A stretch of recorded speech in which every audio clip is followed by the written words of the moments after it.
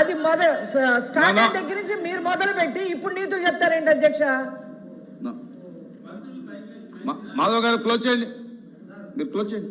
ఇదేంటి సార్, పుస్తకం చాలా పెద్ద పుస్తకం చదివారు సార్. వాళ్ళు ఇంటరప్ట్ చేసి 10 నిమిషాలు బాగొట్టని క్లోజ్ చేయమంటే అధ్యక్ష. ఇప్పుడు ఇండస్ట్రీస్ విషయం ఈ బుక్ లో ఏముందో, ఈ పోర్టుల విషయం కూడా అధ్యక్ష నేను ఒకసారి మీకు చదివి వినిపిస్తాను అధ్యక్ష. ఈ బుక్ గవర్నర్ గారు రాజ్యాంగ హోదాలో ఉన్న వ్యక్తి చేత ఎలా అబద్ధాలు మాట్లాడించారో మీ దృష్టి తీసుకొస్తుంది అధ్యక్ష.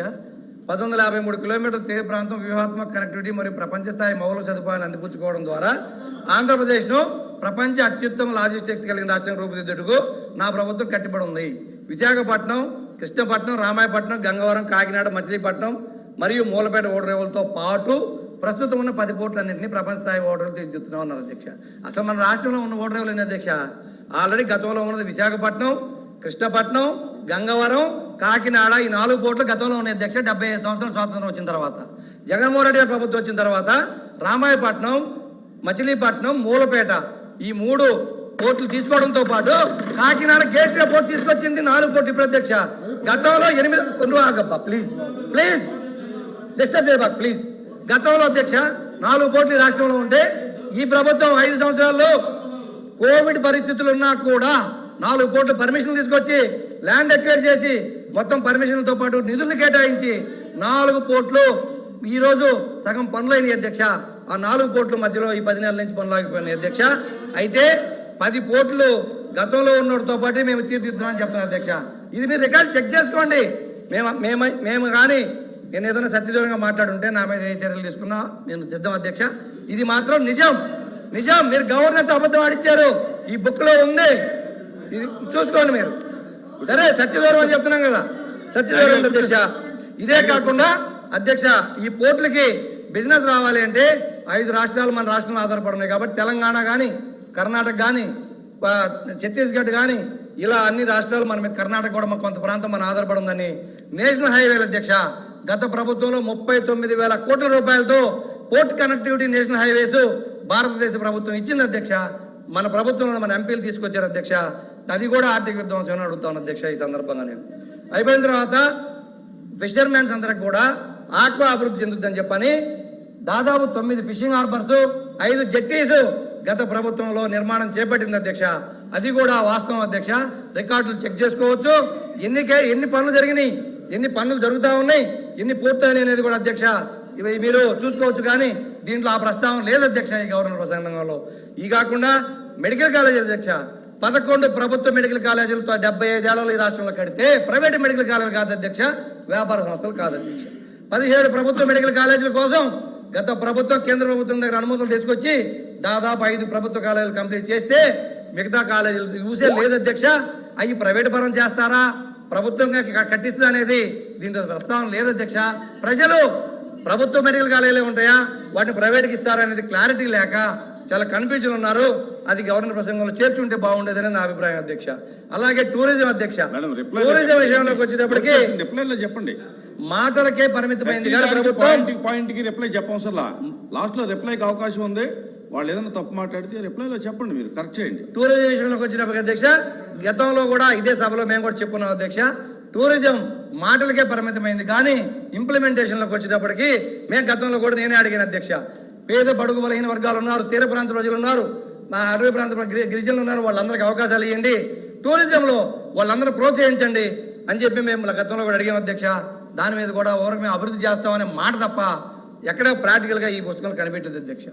శాంతి భద్రతల విషయంలోకి వచ్చేటప్పుడు అధ్యక్ష ఇప్పుడు అందరూ మా సభ్యులు మాట్లాడారు అధ్యక్ష. ఈ పుస్తకంలో 35,000 మంది అని గవర్నర్ గారి ప్రసంగం లేదు అధ్యక్ష. కానీ నాకైతే కొంత విషయం తెలుసు అధ్యక్ష.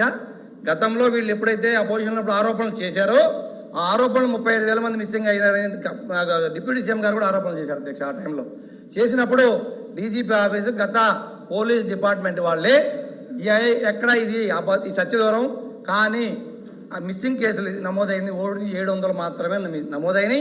అవన్నీ కూడా కిడ్నాపులు కానీ వేరే కాదు రకరకాల కేసులు నేను చెప్పడం జరిగింది అధ్యక్ష. ఆ 700లో కూడా ఉదాహరణకి చెప్తున్నా అధ్యక్ష, ఉదాహరణకి ఉదాహరణకి పవన్ కళ్యాణ్ గారు గవర్నమెంట్ వచ్చిన తర్వాత వాళ్ళ మదర్ వెళ్ళి కంప్లైంట్ ఇస్తే వాళ్ళు కాశ్మీర్లో ఉంటే ఆ అమ్మాయి ఎవరినో ప్రేమించి పెళ్లి చేసుకుని కాశ్మీర్ నివాసం ఉంటే ఆ పాపను తీసుకొచ్చి వాళ్ళ తల్లిదండ్రులకు కూడా మాధవ్ గారు. డిప్యూటీ సీఎం గారే అప్పచెప్పిన సందర్భం చూసాం అధ్యక్ష. మీకు తెలుసు అవి కిడ్నాప్లా, మిస్సింగ్ కేసులా, వేరే వేరే డిఫరెంట్ కేసులు మీరు మీ శాఖలో మీరు పరిశీలించుకోండి. అవి దీంట్లో లేవు అధ్యక్ష. ఇదే కాకుండా ఫైనల్ లాస్ట్ అధ్యక్ష, లాస్ట్కి అధ్యక్ష ఇవన్నీ ఒక ఎత్తు అయితే ప్రజాస్వామ్యంలో మనందరం ఉన్నాం.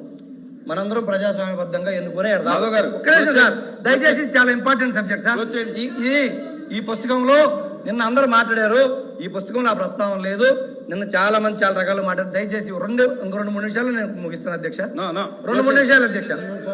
లాస్ట్ పాయింట్ అధ్యక్ష, లాస్ట్ పాయింట్. ఇంకా చాలా మంది ఉన్నారు. అవును, లాస్ట్ పాయింట్ అధ్యక్ష. 15 నిమిషాలు కూడా ఇలా నాకు 15 నిమిషాలు కూడా ఇలా గంటలో. లాస్ట్ పాయింట్ అధ్యక్ష. ఒక్క అధ్యక్ష లాస్ట్ పాయింట్ మీరు అధ్యక్ష, ఇది అందరూ వినాలి అధ్యక్ష. ఇప్పుడు ప్రజాస్వామ్య వ్యవస్థ, భారత రాజ్యాంగం, వాటి మీద గౌరవం ఉండి అందరం కూడా దాని ద్వారా ఎన్నుకుని సభలకు వచ్చారు అధ్యక్ష. చాలా విచిత్రంగా మాట్లాడుతున్నారు అధ్యక్ష. నిన్న గవర్నర్ స్పీచ్ అయిపోయిన తర్వాత అందరూ బయటకు వచ్చేసి ఏంటంటే ప్రభుత్వం ఒకటి ఉంటుంది అధ్యక్ష, ప్రతిపక్షం ఒకటి ఉంటుంది అధ్యక్ష. ప్రభుత్వం అంటే ఏంటి? అధికారాన్ని వాళ్ళ భాగస్వాములు కావచ్చు, వాళ్ళు కావచ్చు పంచుకొని ప్రజల చేత ఎన్నుకోబడి ప్రభుత్వంలోకి వచ్చారు అధ్యక్ష. ఒక్క నిమిషం ఎన్నుకోబడి వచ్చారు. ప్రతిపక్షం అంటే ఏంటి అధ్యక్ష? పిఎస్సి చైర్మన్ ప్రతిపక్షం వాళ్ళకి ఇచ్చేది భారత రాజ్యాంగం ప్రకారం, ప్రజాస్వామ్యం ప్రకారం సాంప్రదాయం అధ్యక్ష. అధికార ప్రభుత్వానికి అధికారంలో భాగస్వామ్యులుగా ఉన్న వాళ్ళకి, మంత్రులుగా, డిప్యూటీ సీఎంలుగా ఈ సభలో ఉన్న వాళ్ళకి ఎలా పిఎస్సి ఇస్తారు? ప్రతిపక్షం ఏది అధ్యక్ష? లేదనుకోండి, వాళ్ళే ప్రతిపక్షం రావాలనుకుంటే వాళ్ళు రాజీనామాలు చేసి మంత్రులు, డిప్యూటీ సీఎంలు వచ్చేయండి. అంతేగాని ఇలా ఎవ్వరి నోటికొచ్చిన మాట్లాడి ఈ రోజు గవర్నర్ ప్రసంగంలో రాష్ట్రానికి సంబంధించింది ఏదీ లేదు. ఇంకొక విషయం అధ్యక్ష, గత ప్రభుత్వం అన్నారు వడ్డీలు కడుతున్నామన్నారు. గత ప్రభుత్వం వడ్డీలు కడుతుంది. వాళ్ళు చేసిన అప్పులకి, మేము చేసిన అప్పులకి, మేము కట్టే వాళ్ళు చేసిన అప్పులకి 3.5 లక్షల కోట్ల అప్పు 19 నాటికి ఉంటే 1 లక్ష కోట్ల బాకీలు పెట్టిపోతే ఆ బాకీలు 19-24 మధ్యలో జగన్మోహన్ రెడ్డి ప్రభుత్వం తీర్చింది. ఆ 3.5 లక్షల కోట్లకి మేము వడ్డీ కట్టే 5 ఏళ్ళు. మంత్రి గారు, హోమ్ మినిస్టర్ గారు అయిపోయింది, కూర్చోండి.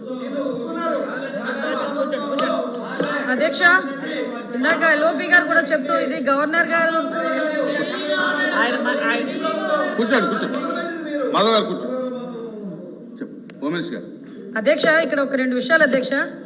అంటే గవర్నర్ గారి స్పీచ్ కి సంబంధించి ధన్యవాదాలు తెలిపే తీర్మానంలో ఏదైనా సభ్యులు సత్యదూరం క్షమించండి అధ్యక్ష, సత్యదూరానికి సంబంధించిన అంశాలు చెప్పినప్పుడు కంపల్సరీగా మేము చెప్పాల్సిన బాధ్యత ఉంది.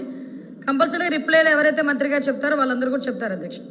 ఇప్పుడు మన సభ్యులు మాట్లాడినప్పుడు ప్రతిపక్ష హోదా గురించి మాట్లాడారు అధ్యక్ష. ఎందుకు ఈ సభలో మాట్లాడుతున్నానంటే ఆయన ఈ సభలో ఎత్తారు కాబట్టి విషయం చెప్పాలి అధ్యక్ష. ప్రతిపక్ష హోదా రావటానికి వాళ్ళకున్న సభ్యులు సరిపోతారని వాళ్ళకు వచ్చిన రూల్ బుక్ లో అధ్యక్ష చెప్పాలి. ప్రతిపక్షం గురించి అంత గట్టిగా మాట్లాడుతూ నిన్న గవర్నర్ గారి ప్రసంగంలో తమరు ఉన్నారు అధ్యక్ష. గవర్నర్ గారి ప్రసంగంలో తమరు ఉన్నారు. ఒక పక్క మీరు, ఒక పక్క స్పీకర్ గారు, ఒక పక్క గవర్నర్ గారు మాట్లాడుతున్న సందర్భంలో ప్రతిపక్ష హోదా కావాలి అని చెప్పి అడగడం అన్నది ఎంతవరకు సభ్యత అధ్యక్ష?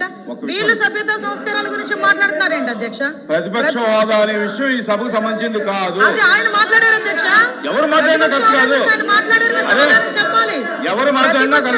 ప్రజలు ఇవ్వలేదు. ఈ రోజు చంద్రబాబు నాయుడు గారు, పవన్ కళ్యాణ్ గారు, గవర్నర్ గారు ఇచ్చింది కాదు అది. ప్రజలు ఈ రోజు ప్రతిపక్ష హోదా ఇవ్వలేదు.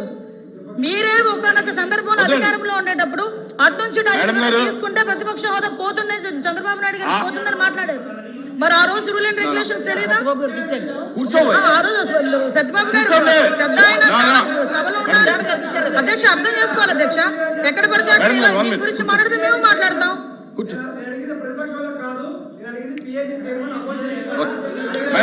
ఎలా ఇస్తారండి అపోజిషన్